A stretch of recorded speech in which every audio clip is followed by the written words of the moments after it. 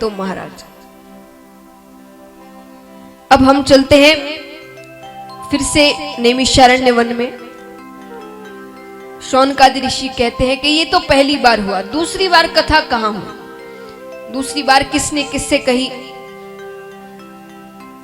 तो सूत जी कहते हैं कि तुंगभद्रा नदी के तट पर आत्मदेव नामक एक ब्राह्मण रहते थे, धनवान, बहुत गुणी ब्राह्मण, पुण्य करते, पूजा पाठ करते, धन भी बहुत था।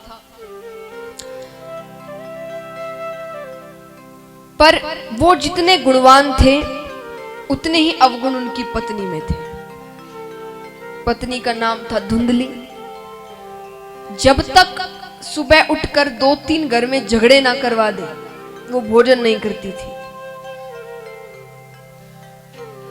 घरों में झगड़े करवाना, घर तोड़ना, लड़ाई करवाना, पति से लड़ना, झूठ बोलना, सब अवगुण उसमें।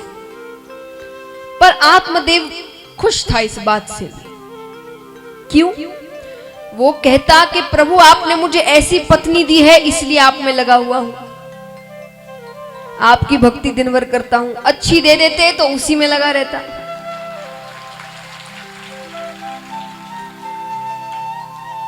तो वो बड़ा प्रसन्न था कि मैं तो आपकी भक्ति में लगा हुआ। लेकिन एक दुख था, ये दुख कि उसे कोई संतान नहीं थी। पूजा पाठ यज्ञ सब कुछ कराया गया पर संतान नहीं हुई। एक गौ माता को घर पर लेकर आ गया ये सोचकर कि गौ माता के जो भी बछड़ा बछड़ी होगी उसे अपनी संतान मानकर मैं पाल लूंगा। पर महाराज ऐसा दुर्भाग्य कि वो गौ माता भी बांझ निकली। अब उसके मन में ऐसा विचार आया कि शायद मैं ही मनहूस हूं, और ऐसी बातें सोचते सोचते उसके मन में विचार आया कि ऐसे जीवन से तो अच्छा है कि मैं आत्महत्या करूं।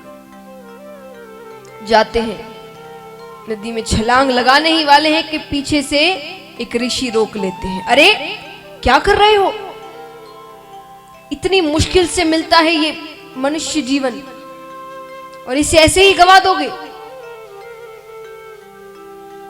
ऋषि को सामने देखकर एक बार के लिए एक उम्मीद जगी, उनके पैरों में गिर जाता है। महाराज मुझे कोई संतान नहीं है, संतान नहीं है तो मेरा पिंडदान कौन करेगा,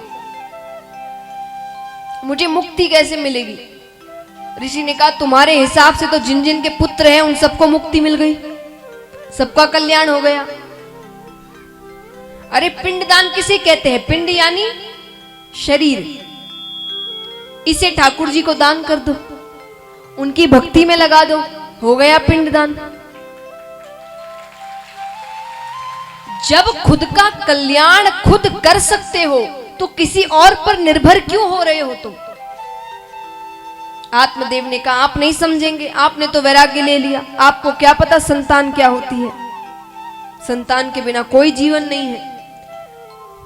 ऋषि ने कहा ये मनुष्य जीवन अगर इन्हीं कार्यों में, खाने में, सोने में, मनुष्य संतानें पैदा करने में, इसी में गवा दोगे तो तुम में और पशु में अंतर ही क्या रहा। इससे अच्छा तो पशु ही बन जाते। बार बार नहीं पाइए मनुष्य जन्म की मौज, इस जन्म के लिए देवी देवता भी तरसते हैं महाराज। ये ऐसा जन्म है क्योंकि इसी जन्म में हम पुण्य कर सकते हैं, बाकी जन्मों में हम अपने पाप भोगने आते हैं। बस एक समय बांध दिया जाता है, जितने पाप किए थे वो भोग कर वापस दूसरा जन्म मिल जाता है। इस जन्म में हम पुण्य कर सकते हैं, फिर से अच्छा जन्म ले सकते हैं, या इस ये 84 लाख योनियों से मुक्ति पा सकते हैं। ये जन्म है ये ऐसा, इसे संतान पैदा करने में गवा दोगे तो। पर अब ऐसा नहीं है कि उनकी बातों का कोई असर पड़ा आत्मदेव पर उसे यह समझ आ गया कि ये कोई साधारण ऋषि नहीं है। उनके चरणों में गिर गया, आप कुछ करिए, मुझे एक संतान चाहिए, बस एक संतान, मुझे आशीर्वाद दे। उन्हें दया आ गई तो उन्होंने एक फल दिया। फल देकर कहा कि इसे जाकर अपनी पत्नी को खिला देना। और मैंने अपने आज तक के जीवन का सारा तप, पूरा तेज इसमें डाल दिया है। बड़ा तेजस्वी ज्ञानी पुत्र होगा तुम। प्रसन्न हो जाता है आत्मदेव, जाकर अपनी पत्नी से कहता है ऐसी ऐसी बात है, तुम ये फल खा लेना। चले जाते हैं। अब पत्नी विचार कर रही है, पता नहीं कहां से लेकर आए हैं, खाने से क्या हो जाए। फिर सोचने लगती है, मान लो अगर संतान हो भी गई, कि मैं गर्भवती हो गई खाने से, तो 9 महीने तक सब जगह आना जाना बंद, कहीं जा नहीं पाएंगे, कहीं झगड़े नहीं करा पाएंगे, क्या करें। चलो वो भी सह लिया, 9 महीने की जो पीड़ा होती है सह लिया। तो 9 महीने बाद जब संतान जन्म लेगी, तब जो असहनीय पीड़ा होती है उसे कौन सहे। चलो वो भी सह लिया, तो 2-3 साल तक तो उस बच्चे के पीछे लगे रहो, उसके मलमूत्र को साफ करो, ये सब कौन करे, मुझे तो नहीं चाहिए संतान। इतने में उसकी बहन का आना होता है। बहन को उसने पूरी बातें बताई। बहन ने कहा, देखो तुम्हारे पास धन की कमी नहीं, मेरे पास संतानों की कमी नहीं। मैं 1 महीने के गर्भ से हूं। तुम अपने पति से कहना कि संतान मैं अपनी बहन के घर ही पैदा करूं। ये संतान मैं तुम्हें दे दूंगी, इसके बदले तुम मुझे बहुत सारा धन दे देना। ठीक है, अच्छी बात है। ये फल का क्या करे, फल को गौ माता की टोकरी में डाल देते हैं। गौ माता उस फल को खा लेती है। अब यहां आत्मदेव के हिसाब से, जैसा धुंधली ने बताया, धुंधली भी गर्भवती होती है। गर्भवती उसकी बहन थी, वो भी गर्भवती होती है, और यहां गौ माता भी गर्भवती होती है। 9 महीने बाद दोनों को संतानें होती हैं। धुंधली एक संतान लेकर आती है, यहां गौ माता को भी संतान होती है। विचित्र शरीर मनुष्य का, गाय कान के, दोनों का नाम रखा जाता है। तो जो गौ माता से संतान हुई उसका नाम रखते हैं गौकर्ण, के गाय जैसे कान, तो नाम पड़ा गौकर्ण। धुंधली के जो संतान होती है उसका नाम पड़ता है धुंधकारी। अब गौकर्ण जी बड़े ही अच्छे बालक थे। माता पिता की हर बात मानना, अच्छे से पढ़ाई करना, सच की राह पर चलना, कोई गलत कार्य ना करना, पूजा पाठ करते, सारे गुण उनमें। और धुंधकारी सर्व अवगुण संपन्न। आपने नहीं सुना हो तो मैं फिर से कहूं, सर्व अवगुण संपन्न। झूठ बोलना, चोरी करना, मदिरा पान करना, गलत स्त्रियों के साथ संग करना, ये सारे अवगुण उसमें। कुछ समय बाद जब अच्छे बड़े हो जाते हैं, गौकर्ण जी पिताजी से कहते हैं कि बहुत गृहस्थ आश्रम आपने जी लिया, अब वन की ओर जाइए, तपस्या करिए। वो वहां चले जाते हैं। गौकर्ण जी विद्यार्जन के लिए गुरुकुल चले जाते हैं। अब सिर्फ घर में माता और धुंधकारी। एक दिन मदिरा पान के लिए उसने माता से धन मांगा। धन घर में नहीं था। माता ने कहा नहीं है, तो क्रोध में आकर उसने अपनी माता को ही मार दिया। अब घर में पूरी आजादी, सारे कार्य घर में होने लगे। स्त्रियों को घर पर लेकर आ गया। उनके कहने पर राजा के खजाने में चोरी की। स्त्रियों ने कहा एक ना एक दिन तो पकड़े जाएंगे और इसके साथ हमें भी दंड मिलेगा। तो एक रात्रि को उससे बहुत मदिरा पान करवाया गया। मदिरा पान करवाने के बाद मारने की कोशिश की गई, पर इतने पाप किए हैं, इतनी जल्दी मृत्यु थोड़ी होगी। तो गरम गरम कोयले होते हैं ना, उसे उसके मुख में डाल दिया गया। बहुत ही पीड़ा में दर्दनाक मृत्यु हुई। पर उसके बाद भी ऐसा नहीं कि मृत्यु होने के बाद मुक्ति मिल गई, उसे प्रेत योनि प्राप्त हुई। यहाँ गौकर्ण जी को बात पता चलती है कि मृत्यु हो गई है। वो श्राद्ध इत्यादि गया में करवा देते हैं, वापस घर आते हैं, घर को गंगा जल से पवित्र करते हैं। रात्रि में सोने जा रहे हैं कि किसी के रोने की आवाज आती है। उन्होंने आवाज लगाई कि जो भी रुदन कर रहा है वो तुरंत सामने आए। आवाज आती है, मैं तुम्हारा भाई हूं धुंधकारी, मुझे प्रेत योनि प्राप्त हुई है। प्रेत, अरे मैंने तो श्राद्ध सब कुछ करवा दिया था। उसने कहा कि गया श्राद्ध शतेनापि मुक्तिर्मे न भविष्यति, कि एक बार क्या, 2 बार क्या, 3 बार क्या, 100 बार भी गया में तुम मेरा श्राद्ध करा दोगे तब भी मुझे मुक्ति नहीं मिलेगी। मैंने इतने पाप किए, अब तुम ही कुछ उपाय निकालो। ठीक है, अभी तो जाओ। चले जाते हैं। सुबह सुबह ब्रह्म मुहूर्त का समय होता है, सूरज उदय भी नहीं होता है, तब वे उठ जाया करते थे गौकर्ण जी।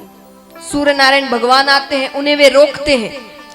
महाराज जो त्रिकाल संध्या करते हैं, 3 बार जो पूजा होती है, सुबह, शाम में और रात्रि में, इसे कहते हैं त्रिकाल संध्या। ये जो करते हैं ना, इनकी बात देवता भी सुनते हैं मन से। वो ये वाली पूजा नहीं के अरे वो देखना क्या हुआ, अरे देखो दूध बन रहा है, जल्दी जाओ, अभी यहां क्यों रखा गया, वो पूजा नहीं। जो मन से पूजा करे, आप पूरा ध्यान भगवान में हो, जो त्रिकाल संध्या करे, उनकी बात देवता भी सुनते हैं। सूर्य नारायण भगवान को उन्होंने रोका, वे रुक गए उनके लिए। उनसे पूछा गया ऐसी ऐसी बात है, क्या किया जाए। सूर्य नारायण भगवान ने कहा, श्रीमद् भागवत सप्ताह पारायण करो। अच्छी बात है।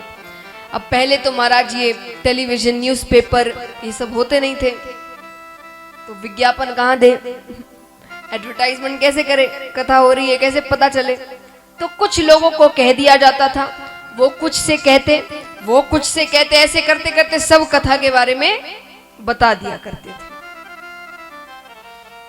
तो सभी को बुलाया गया कथा में। अब क्योंकि धुंधकारी जी प्रेत हैं, वो एक जगह ठहर नहीं सकते, तो 7 गांठों वाला बांस मंगाया गया, उसमें धुंधकारी जी को बैठाया गया। पहले दिन की कथा होती है, एक गांठ फट जाती है। दूसरे दिन की कथा होती है, दूसरी गांठ फट जाती है। ऐसे करते करते 7 दिनों में 7 गांठें फट जाती है। उसमें से एक दिव्य पुरुष निकलते हैं, वो थे धुंधकारी जी। उन्हें लेने के लिए ठाकुर जी का विमान आता है। अब यहां पर गौकर्ण जी रोकते हैं विमान को कि कथा तो सबने सुनी है, विमान सिर्फ इनके लिए क्यों आया। तब पार्षदों ने कहा, महाराज कई बार कई भक्त कहते हैं,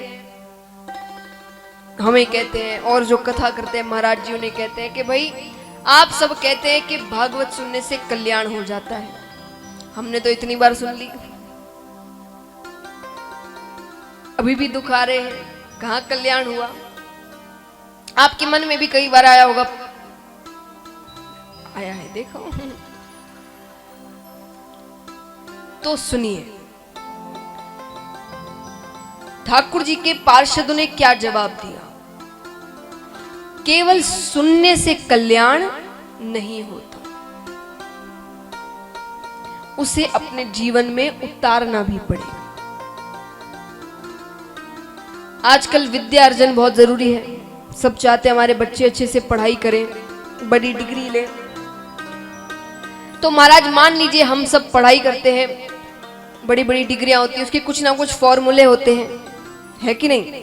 हमारे बच्चे पढ़ते कोई ना कोई फॉर्मूला होता है। आप उस फॉर्मूले को 10 बार पढ़ लो, 20 बार पढ़ लो, 50 बार पढ़ लो, 100 बार पढ़ लो, पढ़ने से जो प्रश्न है उसका हल निकल आएगा। बताइए, हल निकल आएगा?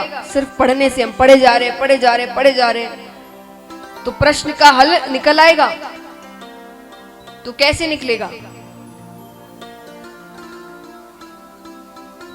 उसका उपयोग करना पड़ेगा, तभी हल निकलेगा। तो 10 बार सुन लिए भागवत कथा, 20 बार सुन ली, 50 बार सुन ली, 100 बार सुन ली। और सुनते कैसे हैं हम? आज आपने कल कथा सुनी, चलिए वो तो मैंने आपसे कहा था कि मैं आपसे आज कथा के बारे में पूछूंगी, तो आपने याद रखा। नहीं तो हम क्या करते, आज की कथा सुनी, खड़े हुए, कपड़े झाड़े, जितनी भी कथा में बातें हुई थी सब वहीं झाड़ कर घर चले गए। दूसरे दिन नए दिमाग से आते हैं, कल क्या हुआ कुछ याद नहीं। ऐसे कल्याण नहीं होता। ऐसे आप हजारों लाखों बार भी सुन ले तो भी कल्याण नहीं होगा। श्रवण, चिंतन, मनन, बोले यहां जितने भक्त थे वे सब सुनते, घर जाकर भूल जाते, अपने अपने कार्यों में लग जाते। धुंधकारी जी यहीं बैठे रहते और जो जो कथाएं हुई उसके बारे में चिंतन करते। चिंतन करते तो फिर समझ आता कि मुझे क्या करना था और मैंने क्या किया। गलती का एहसास होता तो रुदन करते, प्रायश्चित करते। ऐसे करते करते उनके सारे पाप धुल गए।